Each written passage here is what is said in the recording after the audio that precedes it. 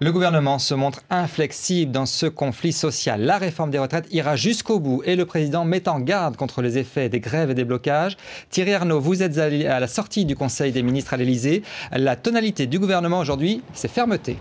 Du gouvernement et en particulier du président de la République. Gilad, une fois n'est pas coutume, la déclaration du président de la République sur ce thème nous a été communiquée avant même la fin du Conseil des ministres. Et la phrase clé, bien sûr, est celle-ci. J'ai donné des instructions pour débloquer la totalité des dépôts de carburant afin de rétablir au plus tôt une situation normale. Alors, le président de la République évoque deux raisons pour justifier cette décision. La première, éviter toute conséquence négative sur l'emploi et sur l'économie française. Et la seconde, c'est que le mouvement, selon lui, commençait à dépasser certaines limites. Il fallait, dit-il, garantir l'ordre républicain au service de tous les Français. Voilà les raisons invoquées par le président de la République. On a vu bien sûr que dès cette nuit, et sous la responsabilité du ministre de l'Intérieur, Brice Hortefeux, 3 premiers dépôts de carburant avaient été débloqués dans l'ouest de la France. Et puis l'autre message, naturellement très important à retenir de la part de Nicolas Sarkozy dans cette déclaration, porte sur le fond, sur cette réforme des retraites.